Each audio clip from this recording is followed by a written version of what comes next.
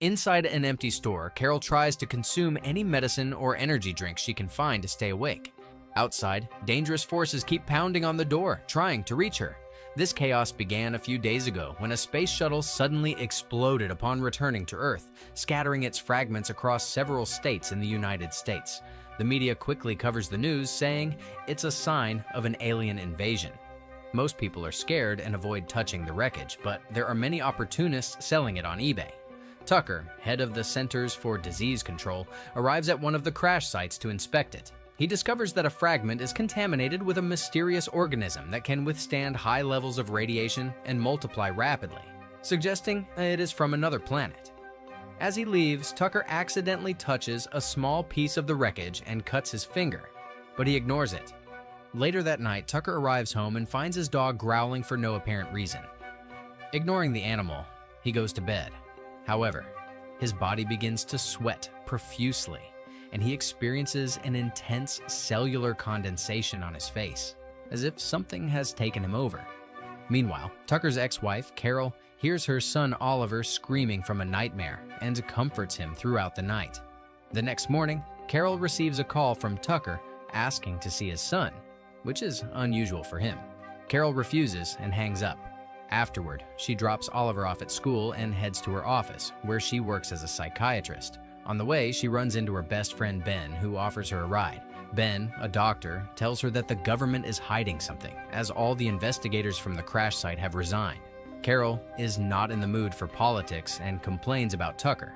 When she arrives at her office, Carol sees her first patient, Wendy, who shares that her husband has been acting strangely. A few days ago, he came home, and their usually friendly dog started growling at him for no reason. Her husband killed the dog without showing any emotion. Carol realizes that something isn't right, but for now, she just prescribes Wendy a new medication. That night, Carol and her neighbor take the kids trick-or-treating. As they approach a certain house, the family's dog starts barking furiously, although the owner insists it's normally docile. The group tries to leave, but suddenly the dog pounces on one of the children and knocks him down. The child doesn't seem affected. In fact, he grabs the dog's mouth with his hands until the owner pulls it away. It's later discovered that the child is injured but maintains a neutral expression. The group returns to Carol's house, and while the children share their candy, the neighbor comments that her son has been acting strangely, as if he has lost his emotions. Suddenly, Oliver starts screaming from another room. When Carol runs to check on him, she discovers a strange piece of flesh coming out of his hand, which he had pulled from his candy. The next morning, Carol sees a terrified woman running down the street, but ignores her. She takes the strange flesh to Ben, who shares it with his scientist friend Steven. He promises to investigate, but the analysis will take some time. Meanwhile, a mysterious virus begins to spread across the country, causing many deaths each day, but no one knows the cause. Soon, an emergency meeting is held in the Capitol. Tucker explains that the new virus is spreading at an unprecedented rate, and if they don't do something about it, the country will go into recession. When some researchers ask for a possible solution, Tucker says the only way to stop the spread is to conduct a mass inoculation program. Meanwhile, many infected waiters vomit directly into the tea they are about to serve to the guests. After leaving the hospital, Carol sees a homeless man having convulsions on the street, but unlike the terrified woman, he is being helped. When she arrives at her office, Carol is surprised to find Wendy's husband, who refuses to leave until he sees his wife. He also shows no emotion while speaking. Carol calls Wendy to warn her and saves her from entering the building. Wendy then takes a taxi to her sister's house. Later that night, Carol reluctantly decides to let Oliver spend time with Tucker, as it is his right as a father. On the way to Tucker's house, a terrified woman suddenly appears in the middle of the road. Fortunately, Carol brakes in time. The woman desperately asks for help, insisting that something terrible is about to happen, but before she can give more details, a car hits her. Carol notices that the driver maintains a neutral expression during the horrible accident. When the police arrive at the scene, Carol wants to testify against him, but the police chief simply tells her to go home, assuring her that they have everything under control, which Carol finds very strange. Moments later, Carol drops Oliver off at Tucker's house, noticing that her ex-husband doesn't show much emotion before she leaves. Later, she meets up with Ben to attend a very elegant party. where they have a philosophical conversation with the diplomat Belichick, his wife Ludmila, and Dr. Urish. After the party, Ben takes Carol home and tries to kiss her, but Carol interrupts the kiss because she doesn't want to ruin their friendship. Once inside the house, Carol sends a message to Oliver and suddenly hears someone at the door. She opens it slightly and finds a man asking census questions, which is strange for that time of night. Carol tries to close the door, but the man sticks his hand in, starting a struggle between them. In the end, Carol manages to win and close the door, causing the man to leave. Meanwhile, Oliver is playing with his friend Gene, who comments that his father is behaving strangely. Oliver feels the same way about his own father. When he gets home, Oliver finds Tucker preparing a special drink for him. The next morning, Carol notices that many people on the streets have vacant stares, as if their souls have been stolen. Upon arriving at her office, she is surprised to learn that all her patients have canceled their appointments for the day. Carol tries to call Wendy, but her husband answers, saying that everything is fine. This makes Carol reflect on what she has been seeing and realize that the virus is controlling people. As Carol begins to research this, her secretary startles her by offering her tea. Before drinking, Carol receives a call from Ben, informing her that the test results for the strange skin are ready. Carol goes immediately to the lab, where Stephen explains that the skin sample is composed of various molecular spores that take control of the human brain during sleep and alter the genetic code, making the person unstable. This means that to avoid infection, they must stay awake until they find a cure. At that moment, Ludmila calls Ben, saying that Urish is acting strangely. This makes the trio rush immediately to his house. On the way, Carol notices long lines on the streets where people are waiting to be vaccinated against the new virus. When they arrive at Urish's house, they find him in bed, undergoing a grotesque transformation. Carol tries to take a photo, but suddenly the monstrous man wakes up and attacks her. Ben quickly pushes Urish away, who begins to vomit a strange liquid and dies. After that, Carol becomes very worried about the possibility that her son is in danger, exposed to this chaos. Carol rushes to Tucker's house to find Oliver. When she arrives, she finds Tucker in a meeting with his associates and immediately asks for her son. Tucker says that Oliver is playing at Jean's house, but Carol doesn't believe him and starts searching the house for Oliver. At that moment, the men from the meeting surround Carol, who gets scared and tries to flee. Tucker quickly tackles her to the ground and tries to infect her with his saliva. Fortunately, Carol manages to push him off and escapes through the back door. She tries to ask the neighbors for help, but discovers they are also infected. She reaches her car, but finds the road blocked on all sides and ends up crashing. After getting out of the car, she is chased by a group of infected people. She finally reaches the main avenue and tries to ask for help, but everyone ignores her. Desperate, she decides to enter a subway station. Carol takes the train and finds it full of passengers with the same vacant expressions. At that moment, her phone rings and she sees a message from Oliver asking her to save him because Tucker has hidden him somewhere. This leaves Carol on the verge of a breakdown. One of the passengers reveals to her that he is not infected and that everyone is acting emotionless, so the infected will ignore them. He advises her to do the same. Suddenly, a group of infected people enters the car, and Carol and the other passengers run to the end of the train and close the door. The infected press the emergency button to stop the train and begin to force the door open to infect the passengers. Then, Carol opens the back door and jumps from the car, managing to escape. She runs through the tunnel until she reaches the locker room of a station. There, she finds a guard's gun, and when the guard approaches her, she gets scared and shoots by accident. Terrified, Carol drops the gun and walks through the station, maintaining a neutral expression to pretend she is infected. When she gets back to the street, she sees some police officers capturing uninfected citizens to force them to receive the vaccine, which is actually a trick by Tucker to spread the virus. At that moment, an uninfected police officer notices the sweat on Carol's face and tells her to leave quickly because it will give her away. Carol starts to walk away and runs into her neighbor, who offers her the injection. Fortunately, Carol's act convinces her neighbor that she has already been vaccinated. Then Carol goes to Tucker's house but finds it empty. She leaves a message for Oliver before leaving again. On her way, she encounters a group of people watching as a couple takes their own lives. Carol makes sure not to react and continues walking until she reaches the Belisek mansion, where Ben and Stephen are still conducting some tests.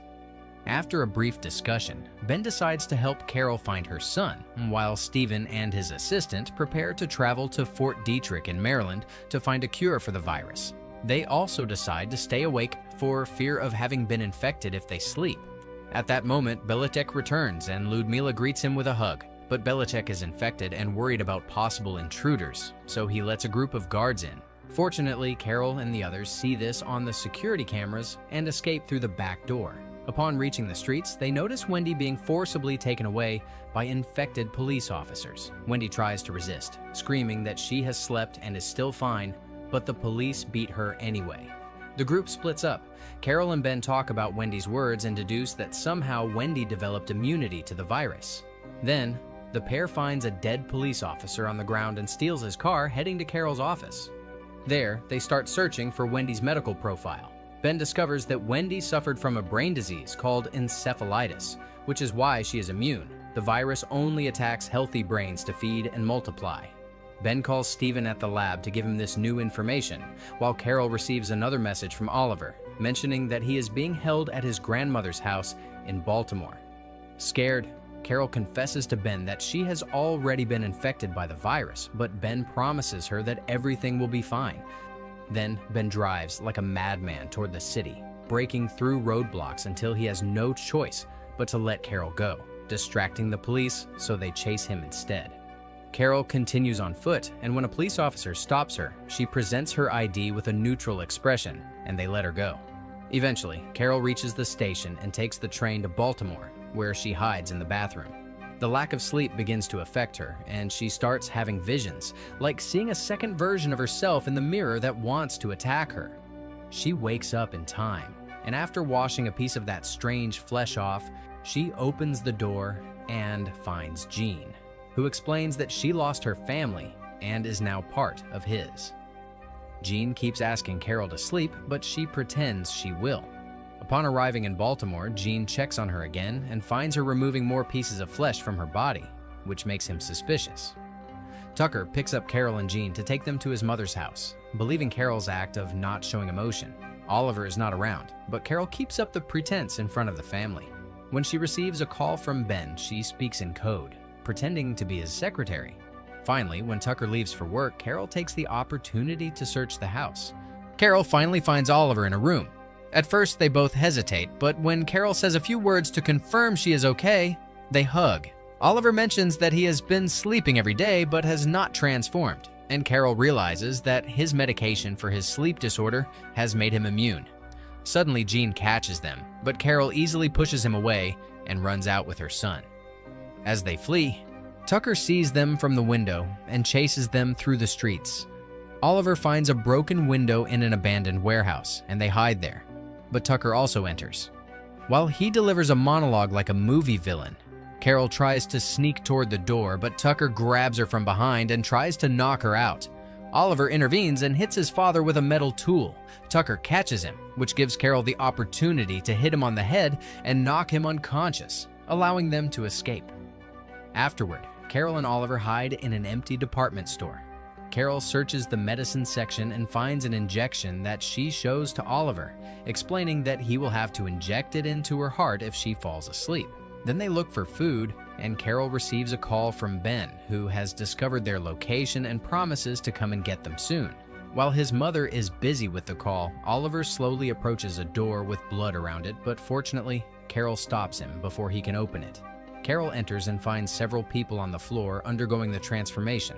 The group includes a police officer, so she carefully approaches to take his gun before running out and closing the door, telling Oliver to stay away. Hours pass as they wait for Ben, and while Oliver sleeps, Carol desperately searches for anything to help her stay awake, returning to the beginning of the story. Unfortunately, it's not enough, and Carol finally falls asleep. At the same time, the people inside the room wake up and begin to pound on the door, trying to get out.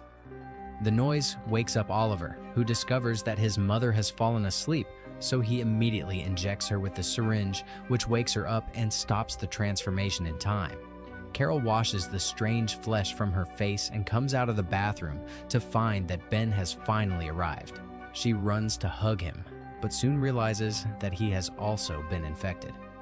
Carol backs away as Ben invites her to join the new society that will have no crime, hatred, or discrimination. Terrified, Carol points her gun at him, but Ben opens the door anyway and releases the other infected people, mentioning that they hate the immune, pointing at Oliver. The group tries to capture the boy, so Carol starts shooting rapidly, killing them one by one. However, she can't bring herself to kill Ben, so she just shoots him in the leg and escapes with Oliver. Outside, they take Ben's car to flee. As Carol drives like a madwoman, she receives a call from Steven, who gives her an address where a helicopter will be waiting for them. Upon reaching the main street, she is surrounded by cars and ends up crashing, getting knocked unconscious. Many infected people surround the car, and Oliver locks the doors while shaking his mother to wake her up. A man manages to break the window, but before he can infect them, Carol accelerates and pushes through the crowd to escape.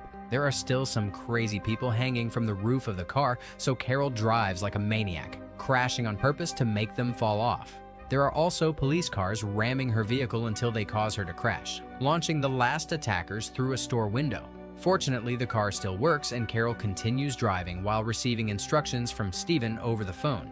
An infected man throws a Molotov cocktail at the car, but Carol keeps driving with the vehicle on fire, not stopping until she reaches the parking lot of the correct building. The car crashes into a pillar and Carol and Oliver run to the elevator, where they are almost caught by the infected. They hit them and push them away, allowing the doors to close. The pair finally reaches the roof, where Steven and his army friends rescue them in a helicopter.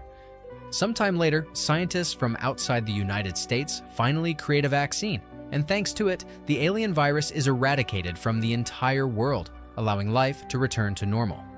As the lead scientist behind the vaccine, Steven explains to the press that the vaccinated people will have no memories of the previous events. Meanwhile, Carol has adopted Jean and is now in a relationship with Ben.